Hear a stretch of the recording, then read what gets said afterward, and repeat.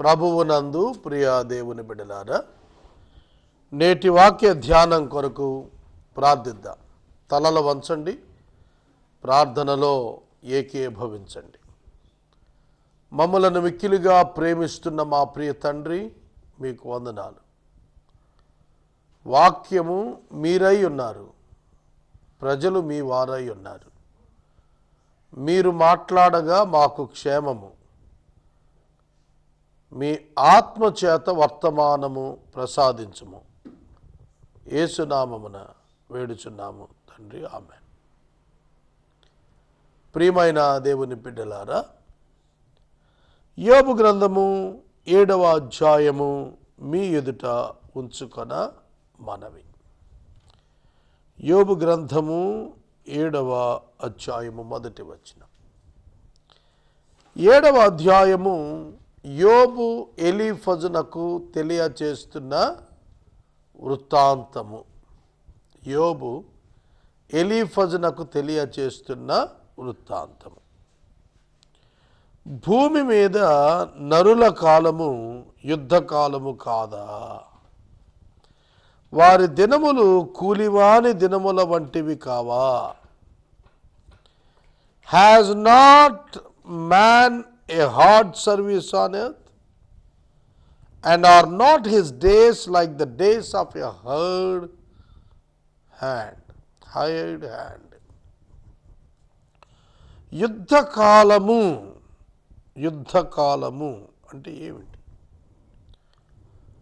దేనితో పోలుస్తున్నాడు? నరుని కాలము, నరుని ఆయుష్ యుద్ధకాలముతో పోలుస్తున్నాడు. యుద్ధము అంటే అందరికీ తెలుసు. ఒక్కొక్కరికి ఒక్కొక్క రకమైన యుద్ధాలను గురించి ఐడియా ఉంటుంది. నాన్ క్రిస్టియన్స్కి యుద్ధం అన్నప్పుడు ఒక రకమైన అభిప్రాయం ఉంటుంది. ముస్లిమ్స్కి యుద్ధాన్ని గురించిన సమాచారంలో ఒక అభిప్రాయం ఉంది. క్రిస్టియన్స్కి బైబిల్లో కొన్ని యుద్ధాలు ఉన్నాయి, వాటి గురించి తెలుస్తుంది. కామన్గా యుద్ధము అన్నప్పుడు, యుద్ధకాలము అన్నప్పుడు, యుద్ధకాలాన పరిస్థితులు ఎట్లా ఉంటాయో అంచనా వేయగలుగుతాము. నరుని యొక్క కాలము కూడా ఆ విధంగానే ఉంటుంది. It can be treated as the emergency. Emergency అంటే మీకు అర్థమై ఉంటుంది, అత్యవసరం పరిస్థితి. నీరు కొదువ, ఆహారం కొదువ,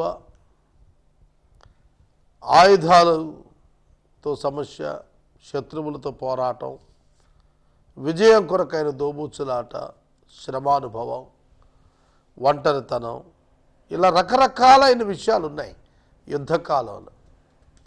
నరుని కాలము, నరుని ఆయుష్ అంతా కూడా యుద్ధ వాతావరణం. ఒక మానవుడు పుట్టినది మొదలు భూమి మీద నుండి వెళ్ళే వరకు పోరాటమే. ప్రకృతితో పోరాడటం ప్రారంభిస్తాం మనం.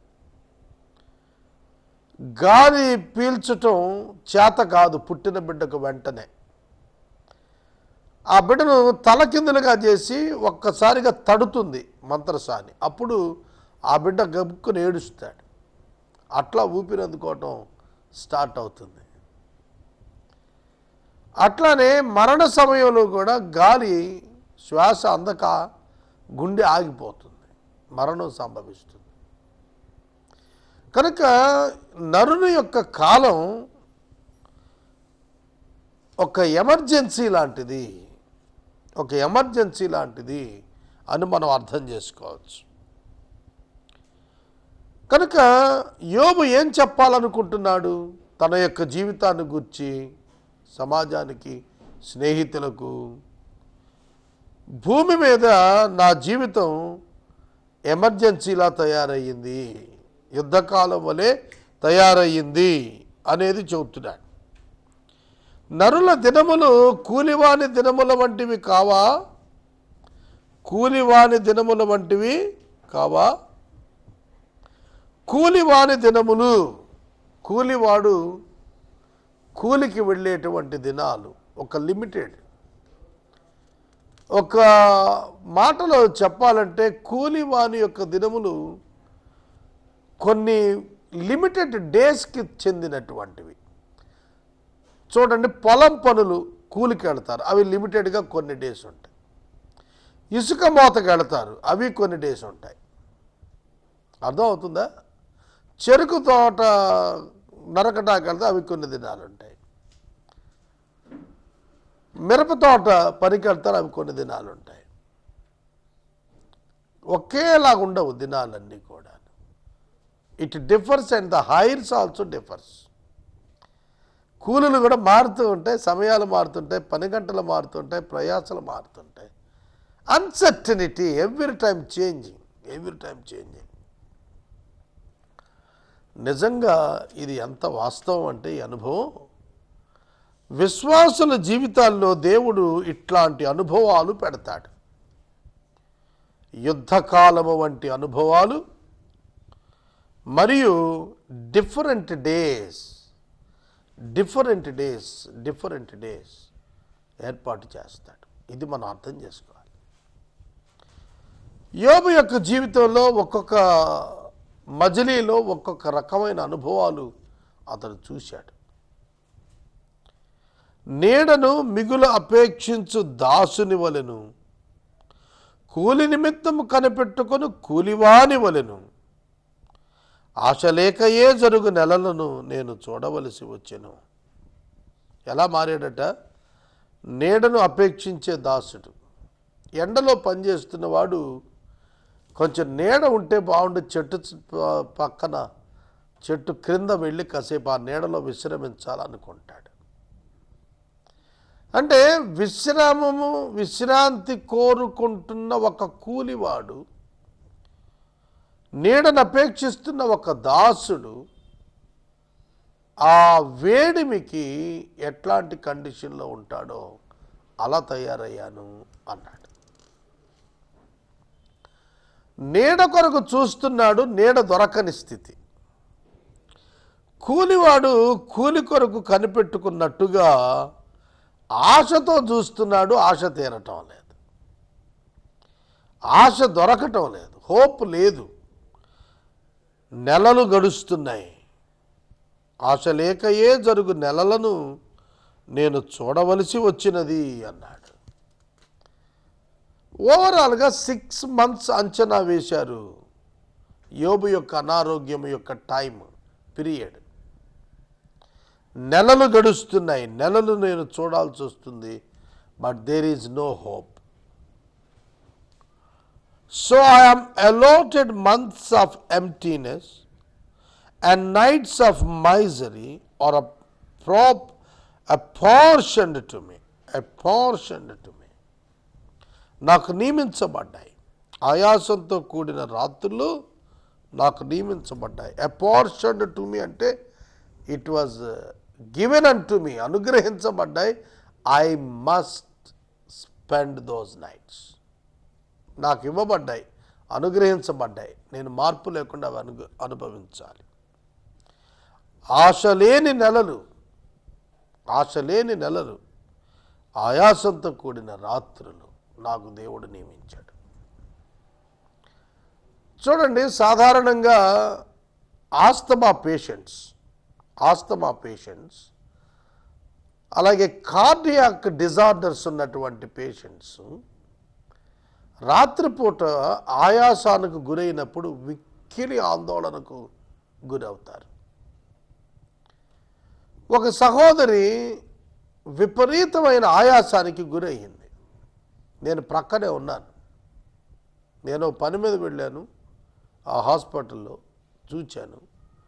ఆమె మంచి విశ్వాసి, ఆవిడ తల దగ్గర నిలబడి ధైర్యం చెప్తూ కాసేపు కూర్చున్నాను. నేను అక్కడ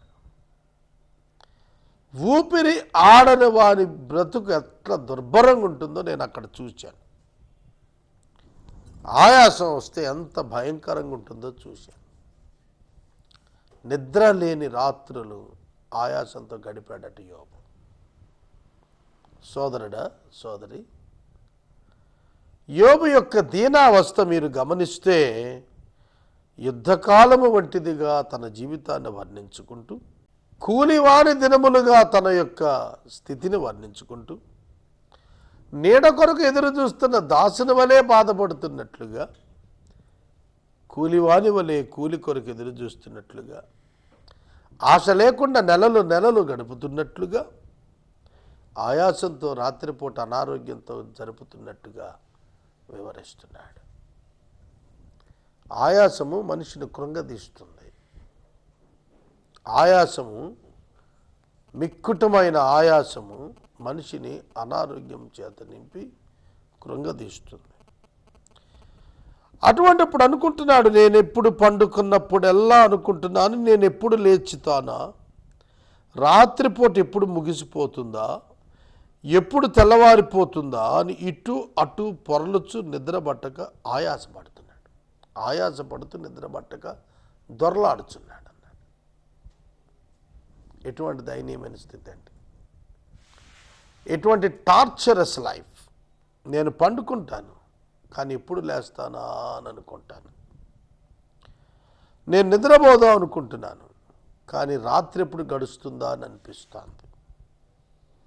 తెల్లవారినప్పుడు సహితము నిద్ర పట్టక మంచంపై ఇటు అటు దొర్లుచు ఆయాసపడుతున్నాను. ఆయాసానికి నాకు నిద్ర పట్టడం లేదన్నాడు. ఒక వ్యక్తి యొక్క ఊపిరితిత్తులలో ఉన్న సమస్య వలన ఊపిరి ఆడక ఆయాసపడతాడు. అట్లాంటి వారికి ఆక్సిజన్ పెడతారు. ఇప్పుడంటే ఆక్సిజన్ వచ్చింది, అప్పుడే ఉంది. యోబు కాలంలో ఆయాసపడటమే. ఇప్పుడంటే రకరకాల మందులు వచ్చాయి,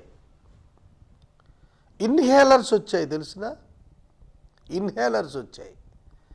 ఆ బాగా ఆయాసం ఉన్నవాడు ఒక ఇన్హేలర్తో ఒక ట్యాబ్లెట్ అది ఇస్తారు, అది పీల్చిస్తే చాలు, ఒక క్యాప్సూల్, ఆయాసం సెట్ అయిపోతుంది. స్టీరాయిడ్స్ అంటారండి, స్టీరాయిడ్స్ వచ్చేసాయి. యోబు మిక్కిలి ధనవంతుడు, కానీ ధనవంత పోయింది, ఇప్పుడు ఆయాసం వచ్చింది, ఆరోగ్యం పోయింది.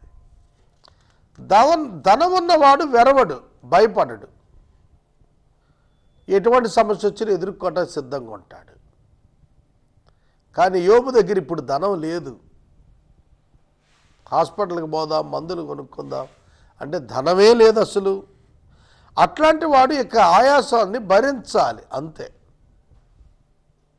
ఆస్తమా పేషెంట్స్ నేను కొందరిని చూశాను, వాళ్ళు చాలా ఆయాసపడతారు. ప్రత్యేకంగా వర్షాకాల సమయంలో చాలా ఆయాసపడతారు.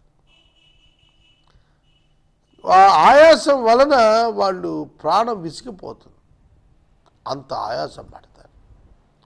అట్లా రాత్రంతా కూడా తెల్లవారే వరకు కూడా ఇటు అటు తిరుగులాడుతూ శరీరం సహకరించక, నిద్ర పట్టక, ఆయాసపడుతూ, దుఃఖపడుతూ, బాధపడుతూ ఈ రాత్రి ఎప్పుడు గడిచిపోతుందా తండ్రి అన్నట్టుగా ఎదురు చూస్తున్నాడట. 5వ వచనం బాధాకరం.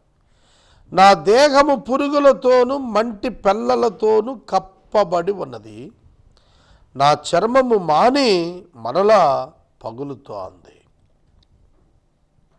పురుగులతోనూ మంటి పెళ్ళలతోనూ దేహం అంట కప్పబడిందట. కురుపులతో కాదండి, పురుగులతో. లాజరును గూర్చి వ్రాసినప్పుడు బాధాకరమైనటువంటి పుండ్లు అతడు కూడా కలిగి ఉన్నాడు, అవి కురుపులు. ఇక్కడ ఇంకొంచెం ఎక్కువ బాధ ఏంటంటే పురుగులు పట్టాయి శరీరానికి. నేను చూశానండి పురుగులు పట్టడం. ఒక మామగారికి బెడ్ సోర్స్ వచ్చింది. బెడ్ సోర్స్ అంటే కదలలేని వ్యక్తి అలాగే పడుకుంటే రక్త ప్రసారం లేక అక్కడ టిష్యూ కుళ్ళిపోతుంది, మాంసం అక్కడ పాడైపోతుంది, చర్మం పాడైపోతుంది. ఆ బెడ్ సోర్స్లో నుంచి గుట్టల గుట్టల పురుగులు ఆ శరీరాన్ని అంటిపెట్టుకుని బాధ పెడుతున్నాయి. చూచాను నేను ఒక సందర్భాన్ని. బెడ్ సోర్స్ వచ్చేసి ఇతడు కూడాను దేహం అంతా పురుగులతోటి నిండిపోయింది. యోబు ఎంతటి ఆరోగ్యవంతుడో, ఎంతటి సౌందర్యవంతుడు, ఎంత శుభ్రం కలిగిన వాడుకున్నాడో, అట్లాంటి వాడు ఒక్కసారిగా ఏమైపోయాడు, పురుగులు దేహాన్ని కప్పేశాయి, పురుగులు దేహాన్ని కప్పేశాయి. మంటి పిల్లలు దేహాన్ని కప్పేశాయి. కనుక మన్ను కప్పిందంటే ఏంటి అర్థం? చెదలు పట్టేసినట్టు అయిపోయింది చుట్టూ. ఆ దీనావస్థలో ఎంతో దుఃఖపడుతున్నాడు. But he is in sound mind. శరీరము అంతగా అయినది కానీ అతని అంతరంగంలో, అతని మనసులో మాత్రం ఈజ్ వెరీ మచ్ స్ట్రాంగ్. చర్మము మాని పగులుతోంది, చర్మము మానుతోంది, పగులుతోంది. తరువాత నా దినములు నేతగాని నాడె కంటిని వడిగా గతిస్తున్నాయి, నిరీక్షణ లేక అవి క్షయమైపోతున్నాయి. నిరీక్షణ లేదు నాకు, నా దినాలు వెళ్ళిపోతున్నాయి, వాడిగా వెళుతున్నాయి. నాడి కంటిని వాడిగా వెళ్ళిపోతున్నాయి. పడవ ప్రయాణంలో ఒక నేతగాడి యొక్క వాడి ఎంత వెనుకకు వేగంగా నడుస్తుందో అంత వేగంగా వెళ్ళిపోతున్నాయి నా దినాలు. నిరీక్షణ లేదు, క్షయమైపోతున్నాయి, కనబడకుండా పోతున్నాయి నా దినాలు. I'm not enjoying my life. నా జీవితాన్ని నేను అనుభవించలేకపోతున్నాను. ఎటువంటి మాటలు బాధపడుతున్నాడు. నా జీవము ఒట్టి ఊపిరియే అని జ్ఞాపకం చేసుకున్నాము. నా కన్ను ఇక మేలును చూడదు. నా కన్ను ఇక మేలు చూడదు, నన్ను చూచువారి కన్ను ఇక మీదట నన్ను చూడదు. నా కన్నులు నా తట్టు చూచును కానీ నేను ఉండకపోతాను. 7వ వచనంలో క్షయమైపోతున్న ఆయుష్, నిరీక్షణ లేనటువంటి బ్రతుకు, జీవమును ఉట్టి ఊపిరి అని, ఇక అతడు కనబడకుండా పోబోతున్నాడని అర్థం చెబుతున్నాడు. కనుక మానవ నేత్రం ఇక అతను చూడదంటే ఏంటి అర్థం? మట్టిపాలైపోతాడు అని. I'm going to die, I may receive the physical death. నేను భౌతిక మరణాన్ని పొందేస్తానేమో అని నాకు అనిపిస్తోంది. ఇక నన్ను చూచేవారి కన్నులు ఇక నన్ను చూడవు, అయిపోయింది నా సమయం అన్నట్టుగా మాట్లాడుతున్నాడు. ప్రియమైన దేవుని బిడ్డలారా, దేవుని వాక్యాన్ని చూడండి. స్పష్టంగా యోబు తన బాధను బట్టి, శ్రమను బట్టి, తన దుఃఖాన్ని వారి ఎదుట వ్యక్తపరుస్తున్నాడు. ఇలాంటి కండిషన్లో ఉన్నవాడితో ఫ్రెండ్స్ ఎందుకంటే ఆర్గ్యూ చేయటం అని అనిపిస్తుంది మనకి. కానీ అతని సౌండ్ మైండ్, అతని యొక్క వాయిస్ చూస్తే ఆర్గ్యుమెంట్ ఇవ్వక తప్పదనిపిస్తుంది. నిజమే కదా? యోబు యొక్క శరీరం అంతా కూడా పురుగులు బట్టి చుట్టూతో మట్టి పెళ్ళలు చుట్టుకొని చిల్లపెంకుతో గోక్కుంటూ వ్యాధిగ్రస్తుడైపోయి ఆస్తి పోగొట్టుకొని నిర్లక్ష్యం చేయబడిన వాడయ్యుండి ఎవరు చుట్టూతో లేక ఒంటరి వాడైపోయి, ఇలాంటి దుస్థితి మనకు వస్తే మనం ఎలా తయారవుతాం? చాలా ఆశ్చర్యం అనిపిస్తుంది. ఎలా తయారవుతాం మనం? హారిబుల్గా ఉంటుంది లైఫ్, చాలా హారిబుల్గా ఉంటుంది. మనం ఓర్చుకోగలుగుతామా? యోబు దేవుని ఎదుట తన బాధను వ్యక్తం చేసుకుంటున్నాడు. నా జీవము ఉట్టి ఊపిరే నా జీవం, ఏమీ లేదు నా దగ్గరికి, అయిపోయాను. నా కన్ను ఇక మేలు చూడదు. చూడండి ఎటువంటి అవగాహనకి వెళ్ళాడు. తప్పు కదా? మేలు చూడలేదా యోబు కన్ను? అంటే యోబు నాలెడ్జ్ పాక్షికం. శ్రమలో ఉన్న మనుషులందరూ ఈజీగా ఇట్లాగా మాట్లాడతాం. మనమైనంత అలాగంటాం, అయిపోయిందండి నా పని, నేను ఇక బతకను, నేను కనపడను మీకు, ఇక నా కన్ను మంచి మంచి మేళ్ళు చూస్తుందని నేను అనుకోను. ఇవి మనమైన అలాగే మాట్లాడతాం. కానీ విశ్వాసి అలా మాట్లాడకూడదు. నా కన్ను మేలు చూడదని నువ్వెట్లా చెప్పగలుగుతావు? నీవెలా చెప్పుకోగలుగుతావు? కనుక మానవ అవగాహనతో దేవుని ప్రణాళికను అర్థం చేసుకునే యత్నం నిష్ప్రయోజనము. నిష్ప్రయోజనం.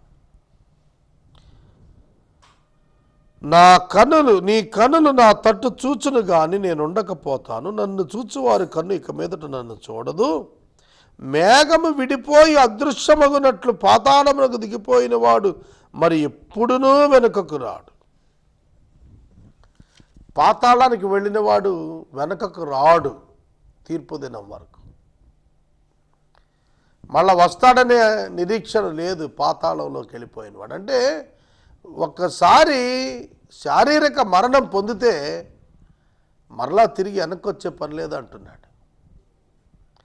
హెబ్రీ పత్రిక 9వ అధ్యాయంలో పౌలు గారు రాసినటువంటి మాట, మనుషులు ఒక్కసారే మృతి పొందవలెనని నియమించబడి ఉన్నది. It is appointed to die, man has to die once. 27 వచనం నేను చదువుతాను చూడండి. మనుషులు ఒక్కసారే మృతి పొందాలని నియమించబడెను. It is appointed. And just as it is appointed for man to die once, and after that comes judgment. దాని తర్వాత తీర్పు వస్తుంది అన్నాడు. మనిషి ఒక్కసారే చనిపోవాలి. కాబట్టి యోబు అనుకుంటున్నాడు, నేను చనిపోతాను, నేను మళ్ళీ వెనక్కు రాను అని అనుకుంటున్నాడు. పాతాళానికి వెళ్ళిన తర్వాత మళ్ళీ వెనక్కి వస్తాడా నరుడు? రాడు అంటున్నాడు. కానీ వాక్యం చెబుతోంది, అంచెదినాన పాపులు వెలుపటికి వస్తారు. ప్రభువు రాకడ దినములో పరిశుద్ధులు వెలుపటికి వస్తారు. రిజరెక్షన్లో భాగస్థులు అవుతారు. రిజరెక్షన్లో భాగస్థులు అవుతారు. ఎవరైతే రిజరెక్షన్లో భాగస్థులు కారో వారు నష్టపోతారు. అతడు ఇక ఎన్నడూనూ తన ఇంటికి రాడు. అతని స్థలము అతనిని మరలా ఎరుగదు. కావున నేను నా నోరు మూసుకొనను, నా ఆత్మ వేదన కొలది నేను మాట్లాడతాను. నా మనోవేదనను బట్టి మూలుగుచూనే ఉంటాను. నేను ఆపనంటున్నాడు. యోబు గారు ఎలీఫజ్ మాటలను బేఖాతరు చేశాడు. ఎలా నువ్వు నాకు చెప్పొచ్చావు అన్నట్టు పక్కన పడేశాడు. అర్థమవుతుందా? నా నోరు నేను ఎందుకు మూసుకోవాలి? నేను ముయ్యను, నేను మాట్లాడతా. నా ఆత్మ వేదన పొందిన కొలది మాట్లాడతా. No one can stop me speaking. నన్ను ఎవడు ఆపలేడు, నేను మాట్లాడుతూనే ఉంటాను. ఎవరికి అధికారం లేదండి, హ్యూమన్ రైట్ అది. ఒకడిని నిర్బంధించకూడదు, ఒకడు మాట్లాడటాన్ని ఆపకూడదు. అతని భావ ప్రకటన స్వేచ్ఛ యథేచ్ఛగా కొనసాగాల్సిందే. తన అభిప్రాయం తను ఎప్పుడు చెప్పాల్సిందే. ఏం మాట్లాడటం వీల్లేదు.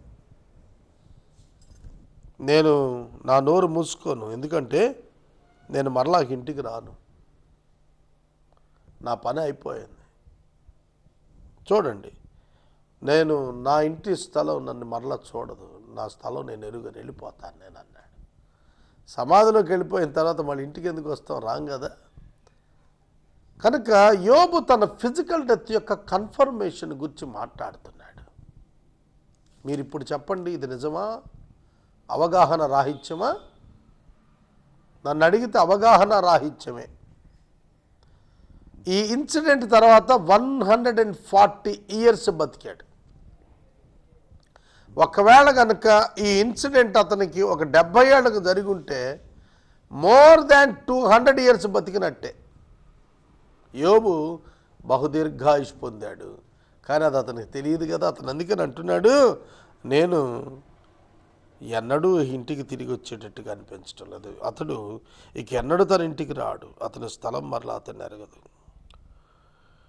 Therefore I will not restrain my mouth, I will speak in the anguish of my spirit. నా మనోవేదన బట్టి మూలుగు పెడతాను. I will complain in the bitterness of my soul. నేను మూలుగుతున్నానంటే నేను కంప్లైంట్ చేస్తున్నాను దేవునికి. నేను మూలుగుతున్నాను, అయ్యా దేవా నా బతుకిలా అయిపోయిందని. మరణం రావటం లేదు యోబుకి. యోబు చాలా దుఃఖపడుతున్నాడు. But God is justice. దేవుడు న్యాయవంతుడైనటువంటి దేవుడు, విడిచిపెట్టలేదు. తాత్కాలికం చేశాడు యోబు శ్రమను. యోబును తిరిగి ధనవంతుని చేశాడు, ఆనందవంతుని చేశాడు, ఆనందించువానిగా చేశాడు. సోదరుడా, సోదరి, యోబు అయినా సరిగా అవగాహన చేసుకోలేదు. నేను మూలుగుతూనే ఉంటానన్నాడు. చాలామంది తమ జీవితాల్లో ఇలాగే అనుకుంటున్నారు. మాకు నిరీక్షణ లేదు, మాకు స్వస్థత లేదు, మాకు విడుదల లేదు అని అనుకుంటున్నారు. కానీ రక్షకుడైన యేసు ఆ విడుదల ఇవ్వటానికే ఈ లోకానికి వచ్చాడు. ఆయన యందు విశ్వాసం ఉంచిన వారికి విడుదల దొరుకుతుంది. పాపక్షమాపణ ఉచితంగా అనుగ్రహించబడుతుంది. ప్రార్థన. మమ్మలను మిక్కిలిగా ప్రేమిస్తున్న మా తండ్రి, మీకు వందనాలు, స్తోత్రాలు. వాక్యము విన్న బిడ్డలను దీవించమని ప్రార్థిస్తున్నాము. మీ కృప, మీ సహాయం మాకివ్వండి. నజరేయుడైన యేసు నామమున ప్రార్థిస్తున్నాము తండ్రి, ఆమేన్. మన తండ్రి అయిన దేవుని ప్రేమ, కుమారుడైన యేసయ్య కృప, పరిశుద్ధాత్మని యొక్క అన్యోన్య సహవాసం సదాకాలం మనకందరికీ తోడయుండును గాక. ఆమేన్.